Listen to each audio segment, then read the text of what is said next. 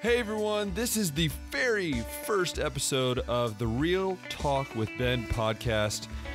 And my name is Ben, as the title of this podcast can entail. But what really I want to talk about is what this show is going to entail, what are we going to be doing, and as well as just a little bit of what's been on my heart and what God has been teaching me lately. And so I'm going to start out real straightforward with what is this podcast about? This podcast is going to be a little different than I think most, or maybe it's similar. I really don't know. But this podcast is going to involve a lot of conversation. And what I mean by that is there are going to be times when it's just me talking with you guys and talking about just things that maybe I've seen in the news or things that I've read about or watched and just want to talk about, discuss it, share my thoughts on it. But then a lot of the other times is going to be myself with a friend, with someone that I graduated college with, or maybe someone that I've just gotten to know. And I want you guys to be able to hear their story and maybe bring some encouragement to your life about what God has done with them, or God has how He's used them in certain circumstances. And so I also wanted to start out, I guess, now explaining the show and being able to explain it to you guys. I want to start out with where this idea of the show started or really starts. And it kind of goes back to really when I was in college at Cedarville University. I graduated from Cedarville University with a major in early childhood education, which you're going to hear a lot of teacher talk. I'm sorry. It's just, that's me. That's how I kind of think, I guess. But really where this idea came from was I worked for Resound Radio, which if you want to know about Resound Radio, go to resoundradio.com. It's a great Christian radio station that our university runs. And through my time there, I was a part of a show called The Full Court Press, which was a sports talk show. We talked about Cedarville sports, occasional other sports, but mainly Cedarville sports. But that's besides the point. But the main part of the show that I loved and was an idea that my friend Trey Barnes, who hopefully will be on the show at some point, he really had the idea of, and actually he kind of named it, and he wasn't even a part of the show. I was just throwing ideas to him. And one of the ideas was the idea of an interview, or the idea of a conversation, really. And so we called it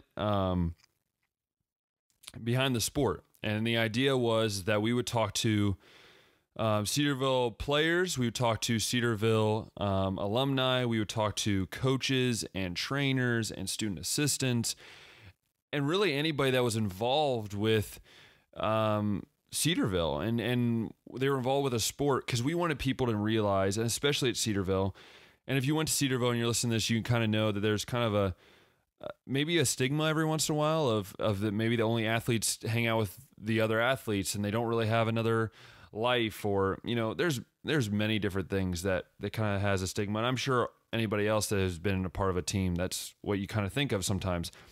But we wanted people to understand that there was more to them, and we wanted people to understand that there was something more to them than just a jersey or a basketball or a soccer ball, but there was a person that has gone through things, and a person who has grown and who has changed. And so that was kind of the idea behind it. And so for about 3.5, 4 years, we constantly and consistently had, someone on our show sharing about what God has done. And so throughout this, I always had this idea that if I ever worked for radio again, or if I ever start a YouTube channel, which, for any of you that do know me, I have started a YouTube channel, the Bowden Experience on YouTube. And a lot of that has been my travels. I've interviewed people, I've talked with people, and it's super exciting. It's super fun. And I enjoyed it, but I always wanted to be able to do more and to make it longer and to make it, I guess, more personal. And so people can understand. And so it's funny that I had thought about a podcast for many years, and even had thought about, oh, maybe I should. And I kept putting it off. And then it kind of came to my head, or I rethought of it, was when my brother and I, who we both also have a podcast called The Bros Know, just started, and it's more of just what we kind of talk about and the goofiness that we have with each other, which is totally fine, and we love it because that's kind of our relationship. But through that, and after making a few episodes, I was just like, man, I miss talking about things that that really matter to me, and talk about things that God has done in my life. And so that's where this kind of idea of this podcast came from. And, some people might ask, well, why'd you call it Real Talk with Ben? And that's a great question. I looked at other podcasts, and there's a few that have Real Talk with so-and-so, or Real Talk about this, Real Talk about that. But in my head, Real Talk really, for me, stands for really just talking about what has been done, what has gone on in your life, what is God doing in your life, and real talk, and having a conversation. Because I think so many times we, in this day and age with technology and with just everything that we go through on a daily basis, we've gotten away from conversation and gotten away from getting to know people. And that's something that I think I've always enjoyed. And if any of you know, I do talk a lot. So I've also had to work on that. And I know I'll bring that up a few times. But even with that, I've always enjoyed the idea of getting to know someone, hearing their story, and then seeing how their life has changed because of it, or changed for the better. And so, yeah, that's a longer version, I guess, than I probably wanted to share, but that's just kind of the basis of the show and what this show is going to be about, and how this came to be. And I guess for this first episode, I really wanted to introduce who I was, but then also kind of talk about the show. But then I wanted to talk about some things, about my story and where that come from. And so I guess really to start off, so you guys get to know me, is, I grew up in a little town called West Liberty, Ohio. It's a very small town. It's actually a village. It's the village of West Liberty, and I still live here as of now. But I'll get into a little bit later of what's going to be happening. But growing up in a small town, family is everything, and for me, that's even growing up, that's always what it was. And so, grew up in a Christian family with a mom and dad that loved me, and grew up just knowing that, that Jesus Christ and God is the most important thing in this world. And so for me, that was always on my heart, and that was always, taught to me. I would go to church and I'll hear all that. And then at about the age of 6, I realized that, hey, if I don't have Christ, I'm going to go to hell. I'm not going to be able to live in heaven, and not going to be able to have that gift that everyone talks about to me. And so at the age of 6, at my cousin's baseball game in a van, which is always interesting because sports, you'll find out, has really been a part of my life. And it was funny that I got saved in a van at a baseball game, but got saved at the age of 6. But that was by far the start of, I guess, a long road. And what I mean by that is, as I was going through school, I got bullied a lot. And that's something that I'll talk about a lot, is like my experiences and how those have kind of shaped me. And then as well as how they've really shaped my opinions and ideas about things. And so as I was going through school, and in middle school especially, and definitely in high school, getting bullied was very tough for me. It was something that I struggled with. There were times where I just didn't want to go to school. There were times when I might have been really, really sick. I might have just been a little under the weather, but I would just go ahead and miss school because I said, I don't want to be there. I don't want to deal with it. And it's hard. And it's hard because your mind always goes to those things every day when you get on the bus, or when you're driving to school in high school, and like, oh, things are going to be said about me. And so that's really hard when you're a young 13, 14, 15, 16-year-old, when you're going through life and you're trying to live this life. You hear all the time at church, well, just live for the gospel, live for Christ, live out what you believe. And it's hard. It's hard when all you hear is negativity every time you go somewhere, or all you hear is the struggle that people have with their life. And you're supposed to be this person that, has this hope, this everlasting hope. And so through that period of 6-7 years, it was hard. Every day I would believe and almost sometimes fake that I had hope. But in reality, I was struggling. I was struggling to accept the fact that God had created me. His creation has all of these, for people, so-called faults.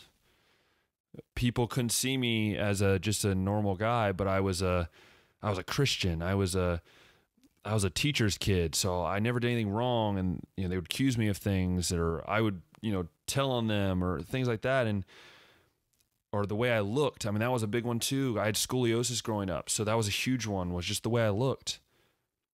And so for years, I struggled with finding my identity, saying my identity's in God, but in reality, every day I went to school, or every day I went to youth group, or whenever I would do things with friends, at times I realized I was slipping. And then when I got to high school, I just kept slipping into believing things that weren't true, trying to hang out with the wrong crowd, trying to do this, trying to do that. Basically trying to do everything that was really what God didn't want me to do. And so for years, that's what I did. And for years, it was tough. And I vividly remember at the age of about 15 or 16, I went on my first ever mission trip. And it was to Denver, Colorado with Open Door Ministries. And I went with my youth group, and I was still struggling with being bullied. I was still struggling. And I remember on that trip, I broke down near the end of the trip, because during that trip, we were dealing with homeless people. We were dealing with children that didn't really have homes. And I was crying, and I said, God, I have so much, but yet I feel like I have so little. And so through this time and through that trip, I just kept thinking and thinking. And by the end of the trip, I broke down, and I told my pastor and my youth leader, I said, I'm trying to live a better life. And as much as I thought that trip would have changed me right away, I went back to the normal. I went back to the normal, getting bullied the next year and all that. But it wasn't until my junior year of high school when it really started changing. And you'll hear a lot about this, in the next few episodes, I'm sure, or even really throughout all the episodes, is my journey. And one of the big things for my journey is missions. And my junior year of high school, I guess I'll back up a little bit. The year I went to Denver, my dad went to Word of Life Hungary. It's a Bible institute. They do summer camps in the summer. My dad went for the first time, really felt convicted, never been really out of the country, super nervous, and he went, and he loved it. He went back the next year, and then 2 years later, he convinced me to go. And I remember going, super nervous, just the unknown scared me, and it sometimes to this day, unknown scares me. But as I went, and as I saw what my dad was able to do for the last 2 years, and then to see for a week what an amazing thing God's doing, and for these kids that struggle and these kids that have really not much, they come to this camp just to play sports, but some of them to honestly be able to hear about Jesus. And so as I was going through that time, and as I was growing, and as I was changing, I knew I was going back to school with the same feelings that I knew I'd be coming, that I'd go home every other time I would go on a trip or something like that. And as I went back home that year, school was happening about a week and a half later, and I went to school, and it was still tough, but there was something about it that started to change. Not completely, it was tough. I was trying to really think about, all right, how can I live my life a little bit better? And it was hard. It was hard right away. It wasn't a change, and it took me a really that whole year to kind of think about things. And during that time, I was looking at colleges, and I was looking at places to go, and I wanted to play basketball in college. I wanted to do that. But as I went on, I sort of realized I wasn't talented enough. And then as my senior year came along, I played really well in summer league. I was playing really well. And also that summer I went to Hungary again, the same thing, was really feeling convicted, was really knowing that I love missions. I love children. I love working in that sense, but I didn't really know at the time. And that's hard to say, but I really didn't. I kind of just went, and it was just like, oh, I'm going with my dad again. But then, as I said, with that senior year, I had in the spring of my junior year had applied to Cedarville, got accepted, and all that. And I was excited. And then senior year came along. I was like, still hoping maybe I could play basketball at Cedarville. Maybe I could play basketball somewhere else. And I was looking at a chance to possibly start my senior year. I was looking at a chance to possibly play a lot my senior year. And I ended up getting hurt. And that's when it really shifted. And this is when I was on the way up. I was scaling upward. But at the time when I was scaling upward, I was doing it because I believe what God was doing. He was opening these doors and everything was awesome. But then when I hit that point, when I got hurt, I got super angry at God. And I started going downward again. And I remember vividly getting frustrated at God because I felt that he had taken something away from me. He had taken a joy of my life, the opportunity to possibly start my senior year and play a lot and get a chance to go somewhere. But little did I know that what he was doing was getting me ready for a bigger thing, a bigger step in my journey. And that bigger step in my journey was attending Cedarville University. Because in that senior year, I didn't play that much. I legit played maybe at the most in a game would be 6, 7 minutes, 8 minutes, maybe that full quarter. I mean, it wasn't a lot. And still, I was frustrated all the way through. But I got to the end of my senior year, and I was like, you know what? I kind of accepted the fact that I wasn't going to play collegiately. I wasn't. But I realized that I had already been accepted to Cedarville. I got accepted. I was going to Cedarville. I knew that was the next step. And I also knew in my head that I was leaving behind the bullying, the tough years. At least sometimes I thought I did. And as I was going through my last month and getting ready for graduation, it was awesome. It went fast. As all of us know that graduated high school, it goes fast. I hop into June of that year after I graduate, and I started my job with Cedarville University men's basketball.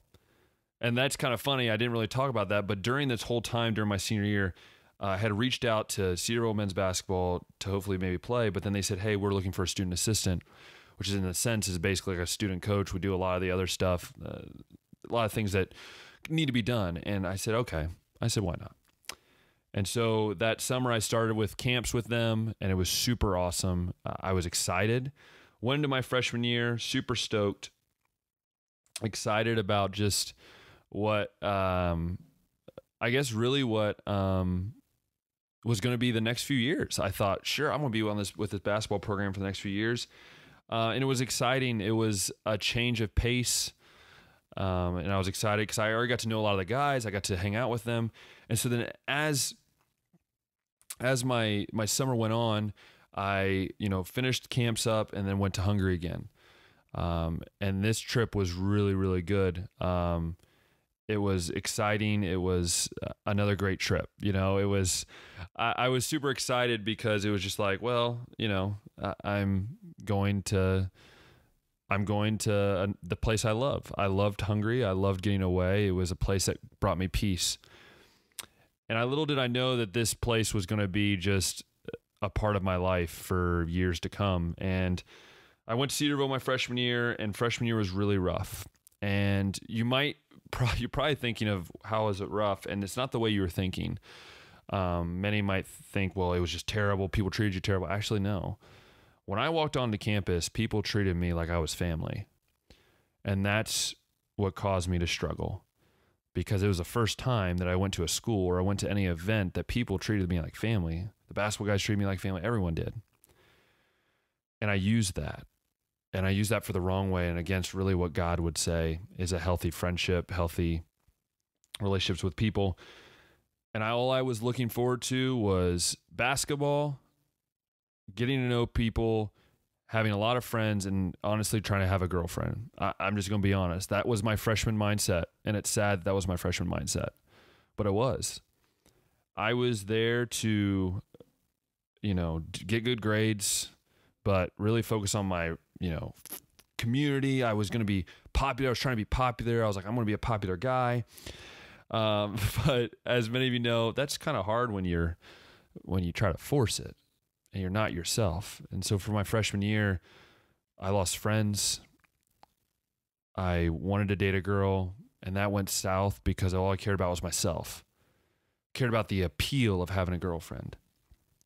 And that was super tough. And freshman year was rough. I did well. My first or second semester, I was on Dean's List. I was excited. But then it started getting a little harder. I switched majors. I came in as a business major. I was like, yeah, this is going to be awesome. But if any of you know me, I couldn't sit to save my life. So I knew business was not where I wanted to go, and I switched to education, and it was just a long story. But that whole freshman year was just really a mistake on my part. And to this day, I know it was a mistake. But as I was going through, I was getting ready for my next year with basketball, and it was going to be good. I was going to get more responsibilities, and I was going to get, it was going to be my sophomore year. I was starting a new major, and all these different things were happening. I was super excited. Don't get me wrong, I was super excited. But I got a girlfriend, and that was tough. And some of you are like, wait, but Ben, you got a girlfriend. And yeah, you're right. But that was tough for me because I used that relationship. It was just wrong. Every sense of it. I wasn't ready. And at times I have still asked God why, but I know that he was trying to teach me things. And as I was in that relationship, basketball was going swell. I was enjoying that. And this girl that I was dating at the time was a very, very good athlete, was everything you could dream for, but it wasn't what God wanted. And through that next year, we dated for almost a year and a half, almost up to my junior year, and through my whole sophomore year. And we just did things that weren't healthy. They weren't good for a relationship. They weren't godly. They were just things that were wrong. And for me, God taught me so much about myself, so much, that I thank him to this day. And so through that time and through that, I guess, challenge at certain times, it was tough, because I think in both of our hearts, and we talk now, like we're good now, but it was just so rough, and it ended roughly. I don't know if any of you have been through a bad breakup, but I know what you feel because it was rough. But I think it was really, and to be honest, and if I'm honest with you all, I wasn't a man during that relationship. I was, and especially at the end, like I knew for probably 4 or 5 months before it ended that I shouldn't be in it, but I didn't want to end it because I was so sucked into this world, sucked into what Satan wanted me to believe, and sucked into what this world tells me to be. And then when she ended it, it was like God saying, all right, dude, I gave you the shot. Now it's my turn to intervene. And the reason I talk about that is because that's a big part of these learning curves that I had to learn. And going into my junior year, I was a mess. Really was. But junior year was when everything started to shift. Junior year of college was when everything started to realize what I was doing was wrong. Junior year was super challenging for me because I had gone through a breakup, and I had a new roommate. Side note, I had 2 roommates through 2 years, and I was having a 3rd roommate through 3 years. And then, just so you know, spoiler, I had 4 roommates through 4 years. So I guess I wasn't a very good roommate. I don't know. But no. And so I had new roommate. And my first 2 roommates, like my first one, it was okay. My second roommate, we just didn't really have we just didn't really get along. Not in a bad way. There was just a lot of argument, and I was not in the right mindset during that sophomore year, as you could hear. And so as junior year started, I was really frustrated, and junior year was super challenging, but at the same time, super good. I started with basketball. This junior year, I was going to be traveling with the team, which meant I was going to go to like St. Louis. I was going to go to all these different places. And I didn't speak about this, but the end of my freshman year, with basketball, we went to Italy, which was like a mission trip / playing games. And that was super fun. Italy will always be one of my favorite places to visit. I'm sorry. It was just super awesome. And so it was super cool. And so going into junior year, I was going to travel with the team, and it was going to be super fun. And through that time, I was excited, but at times I was just like, I just felt this pull that I wanted to do more. And so that fall of junior year, I also applied to become a Sting intern, which for anybody that didn't go to Cedarville don't know, a Sting intern was basically, we kind of help run the freshman orientations or the transfer orientations. Like it's huge. Getting started weekend is huge at Cedarville. And I wanted to really be a part of that. I've always loved people and loved students. And so junior year was super cool. I was getting ready, I was applying for that. But little did I know I was about to hit the biggest roadblock of my life. The biggest stumping, really the stump that was in my way of getting somewhere else. And that was my grandfather, who I wear dog tags for in his honor every day. And my grandfather was like a second father to me. He was probably one of my biggest supporters. I loved him dearly. Still miss him to this day. But he passed away in October of my junior year of college. And that was the hardest day of my life. I had no idea how to react. I was going through just rough time mentally, spiritually.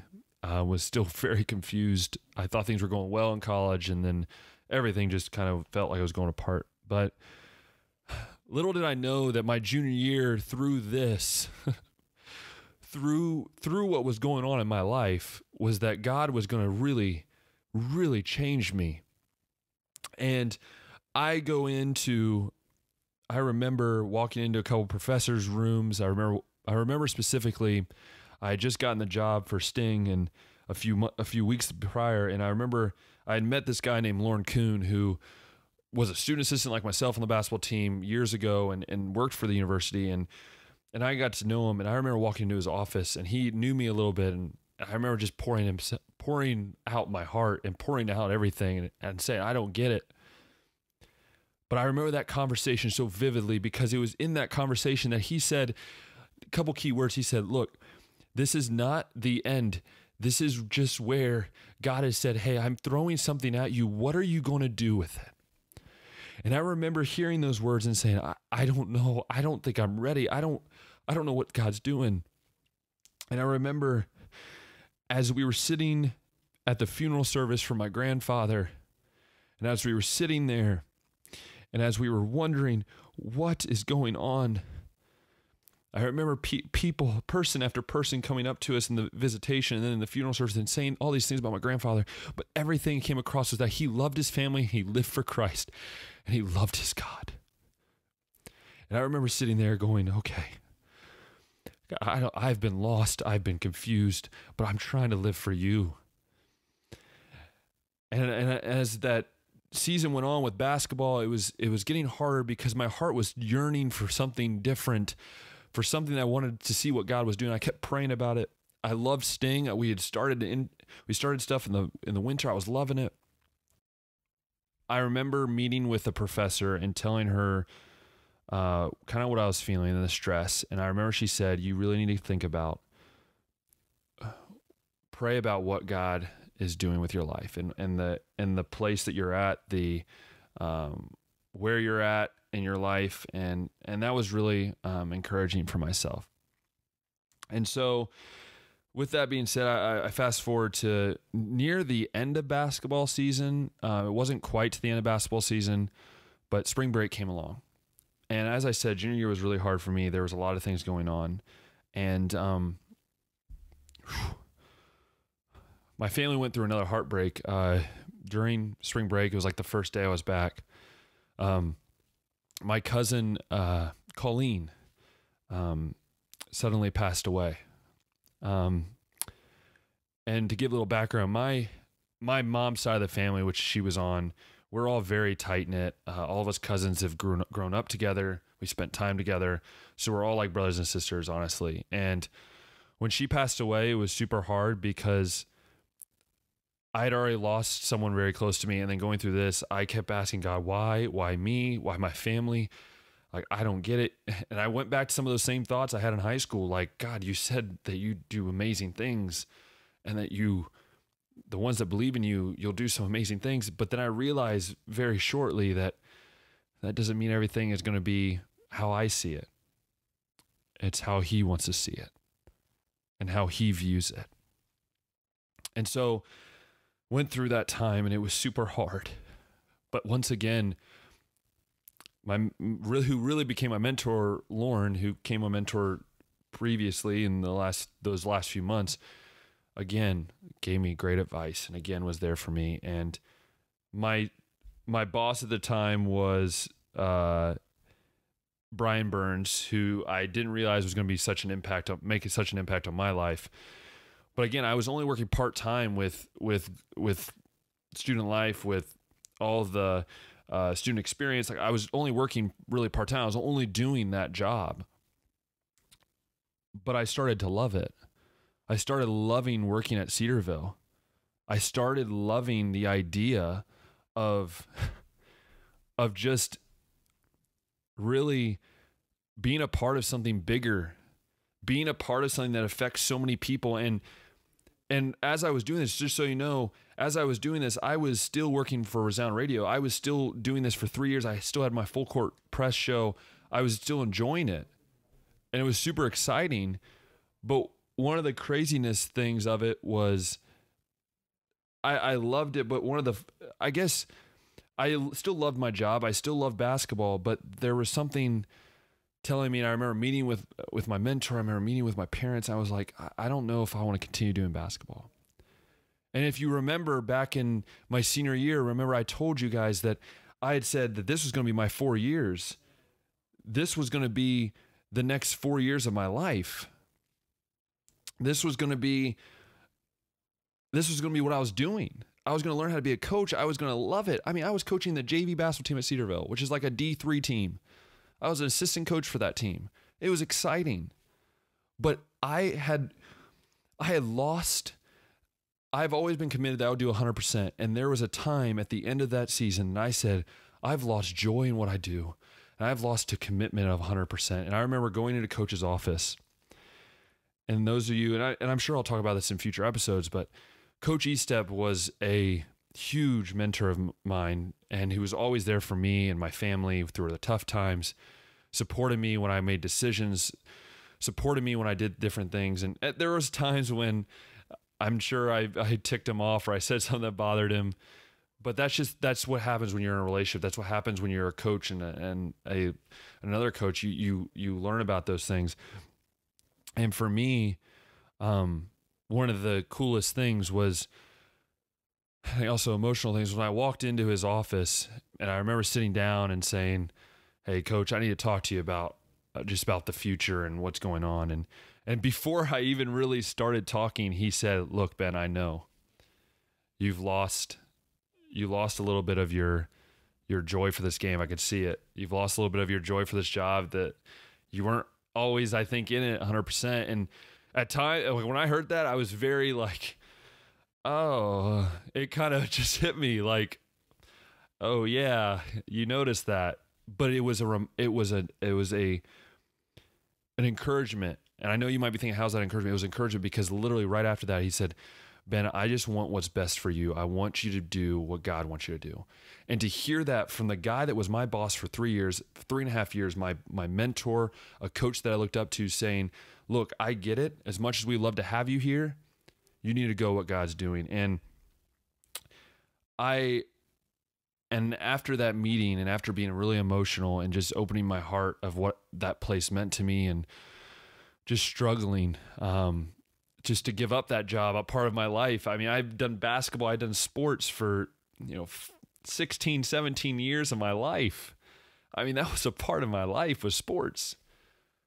But it was the first big commitment, first big step that I ever made into following what God was doing. And I remember after that, without a job, I had no job. For the intern for Sting, I wasn't really making money. I was like, I wasn't. I was like, I think like making a little bit here and there.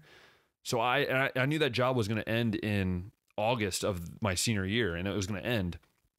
And I remember going into Brian Burns. I knew they had a position open for SCAB, or the Student Center Activity Board. And I was like, wow, activities. I love having fun. I love talking with people. And I just love that atmosphere. I loved the job I was doing with student experience and campus experience. And I remember walking in and I went to interview, and I remember telling them, I told Dan, who was the guy interviewing me at the time, he had said, hey, I know you work for basketball, you can't do this job with basketball. And I remember straight up telling him, like, yeah, I resigned from basketball, and as of right now, I don't have a job. And I was putting all my chips on this job because I knew if I didn't get this, I didn't know what I was doing. And so I just said, God, like, you take this. I knew my senior year was going to be heavy with a lot of education stuff, with stuff with school. But I said, I really feel convicted about doing more for this university. It's given so much to me. There's been so many mentors, student mentors, people that have just poured their life out for me. So I want to be able to do that for them. And so as that happened, I remember vividly, walking out of there going, all right, God, you've got me this far. I'm stepping out in faith. You do what you're going to do. And I think it was about 3 weeks later or 2 weeks later, I got an email saying, hey, you've been accepted. We would love to have you join our team. And I remember it was the first time in a while that I remember going, you're right, God. If I have the faith and if I believe in what you are doing, you open those doors you want to open, and you bless those who give their full commitment to you. And I remember going to that summer going, okay, God. So as I went into that summer, and as I went into that going right before my senior year, I was excited. I was going to be a senior. I had a new job. It was super exciting. Went to Hungary again, another exciting part. And I still helped with basketball camp that same year. Even though I knew I wasn't coming back, I still wanted to help out with camp. And that was something that I agreed with coach that I would be able to do. And I remember at Hungary, the old Ben started creeping up again, and Hungary was great. I, again, met some amazing people. Hopefully they'll be on this podcast at some point, but I met so many amazing people and met so many amazing and my life was really changed. Like I tell people all the time, every time I went, I thought I was going to change lives. I would always be changed. Saw more kids get saved. And again, that passion for missions was always there, and keep that in your head, because it will come back here in a bit. But as I was doing that, and as I was growing, and as I was changing, and as I was maturing, I still had the desire to have a significant other in my life. And I got in another relationship that wasn't good. I got another relationship that honestly might have been worse than my first one. And it was just rough. And again, it was back to the old Ben sophomore year of doing things that I knew weren't godly, they weren't healthy, they weren't anything I should have been doing, but it happened. And I did those things, and I started to hang out with different people that I normally didn't hang out with, kind of got away from my friends during that first part of my senior year. And I remember being really convicted a couple nights or even a couple days in a row. It was just a couple days in a row.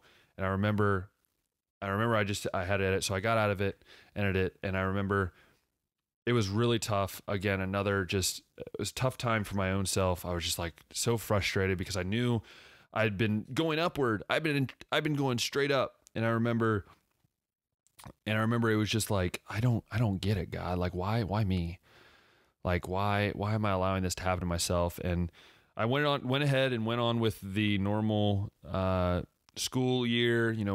I loved my job. And this was I guess last year, well, the fall of 2018, cause it's weird. It's 2020 now, but I was doing my job. I loved it. I always joke I was the food truck guy. Always did the food trucks for some reason. I don't understand why, but I loved it. It was awesome. The job was going well, as I said. And again, was doing really well. I remember praying and just asking God, like, look, if you want me to ever be in a relationship, then I'll be in a relationship. If not, then that's okay. And I say that because then in January of the spring semester of my senior year, January, I started talking and then started dating another girl. I know you're like, Ben, geez. And I'm like, yeah, I get it. Yeah, I was the same way. To this day, I always wonder why.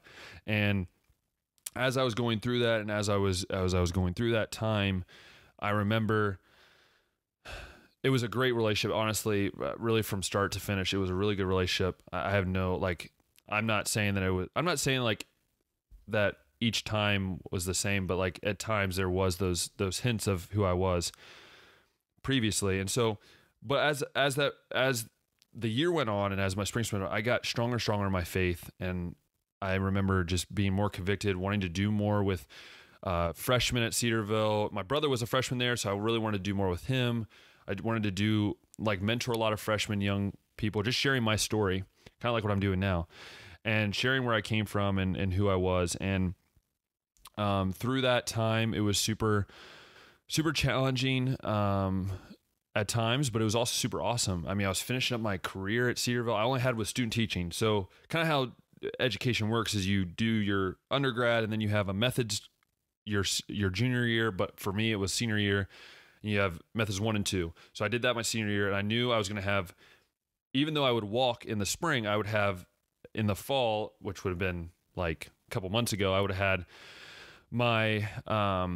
had my student teaching to finish up my degree. And so it was super exciting. I was excited to just finish, and it was really good. And as I said, I had 4 roommates in 4 years. Okay. Going back to that.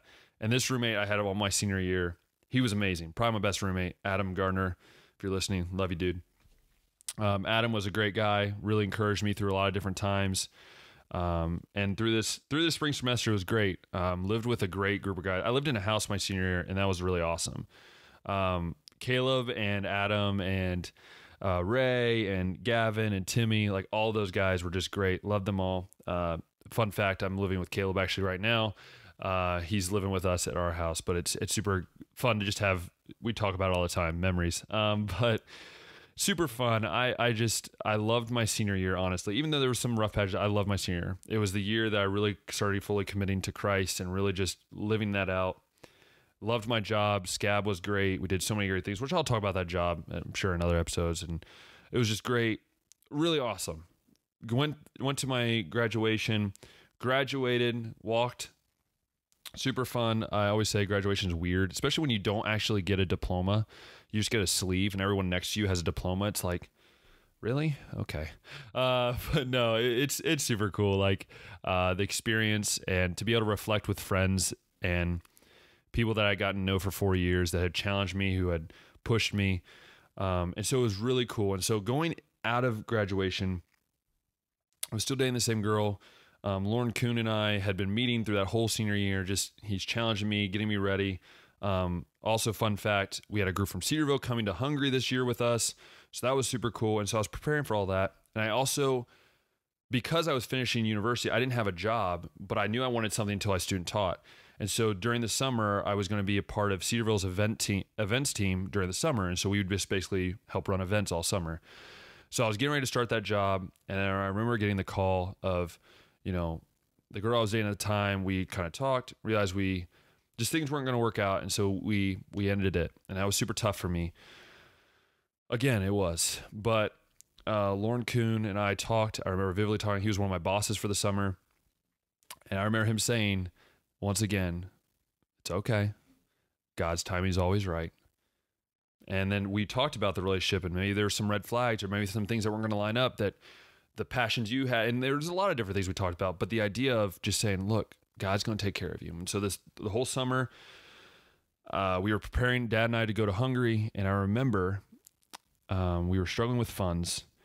And I was like, okay, Lord, I don't get this. I don't understand. But if you still want us to go to Hungary, because the last few years we were struggling getting all of our funds to go, I said, Lord, if you want us to go, make it known to us. And he did. I remember like a week after I prayed that, I mean, we were basically fully funded, and I was excited. And I was like, all right, Lord, I don't know what you're doing. Like, you know, I'm graduated. Like, you know, all I got is student teaching. Like, I don't know what was I seriously had no clue what I was going to be doing. Like, if I'm honest with you, I had no clue. And I said, God, I don't know what I'm going to do. Please help me understand what I'm going to be doing. And I remember before we left for Hungary, I met with Lauren again, and he challenged me because he knew they were going to meet us over there. Him and his wife, boys, a couple other people were going to be over there as a team from Cedarville. I remember having him I remember him challenging me, just kind of talking about, all right, have you looked at missions? You've always had a passion. I remember we just talked about different things. I was bringing up different scenarios, teaching missions or whatever. I remember going home and praying. I said, God, I don't understand. God, I don't know what you're going to do with my life, but if you would want me to do this full time, if you want me to do this for a long time, then make it known while I'm there. Make it known not from the people that know me, but make it known to people that I've never met, that you can maybe just share some light on what I need to do with my life or where I need to go. And I'm committed. I remember going there, and I was there for 2 weeks, and I remember my dad was going to be in a separate village a couple miles away in Hungary, and I was going to be at the same camp I've always been at. And within that first couple of days, I remember having a conversation with a man that I knew a little bit, but he didn't really know me. He literally talked to me about, you have a passion for children, and you love to teach, and you love sports. Have you ever thought about being a missionary, and especially being a missionary here in Hungary? And I was like, Lord, what are you doing? And so through that time, another conversation came up, similar conversation with a different person. And through that time, I began praying, and I felt at peace. Like I was in Hungary, and I felt at peace. I said, God, I feel at peace here. I remember praying, and I remember talking to missionaries. I remember talking to my friends Adam and Donnie and Mishi, and saying, God, I want, and I remember at the end of that time, I was like, I want to do this.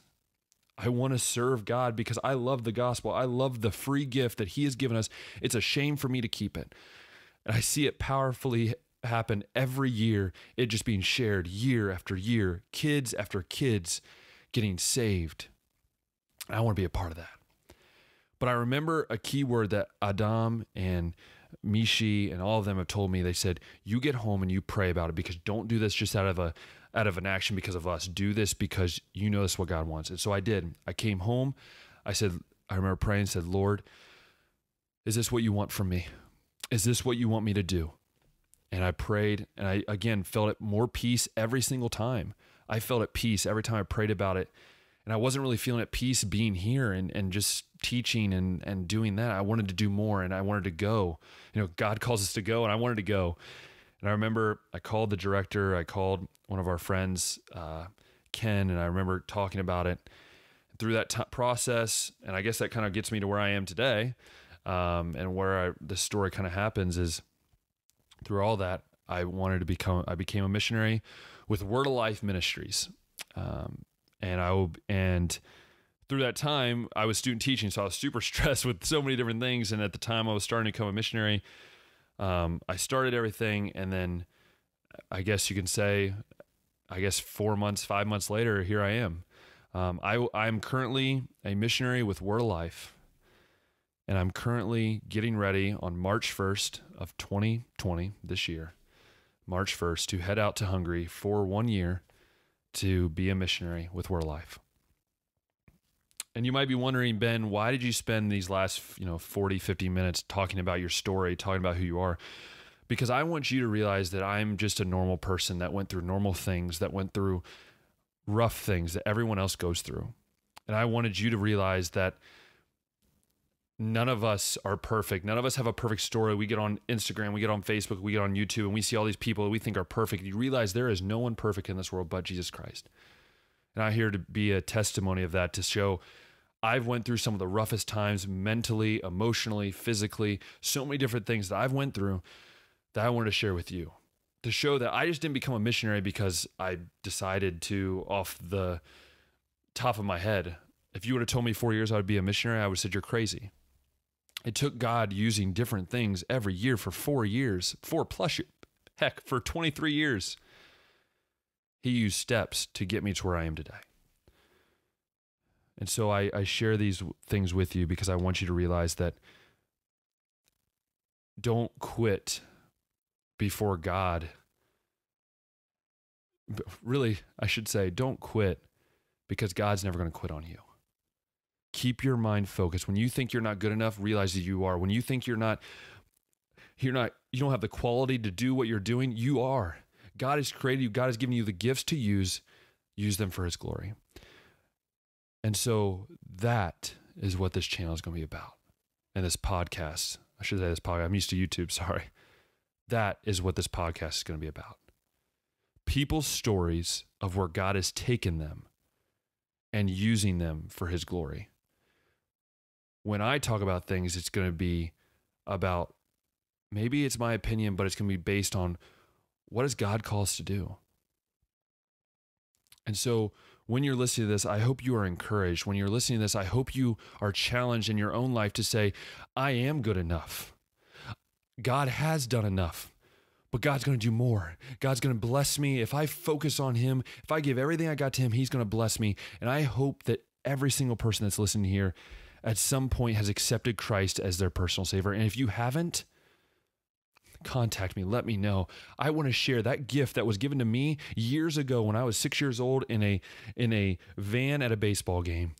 I want to share that gift with you because God is an amazing God that will do amazing things, and don't let anybody in this world tell you differently, because what happens when you have God is unreal. The things he can do is unreal. We can't imagine what he can do. We can never fathom what he can do. But what God can do is something that you will never, ever be able to understand sometimes.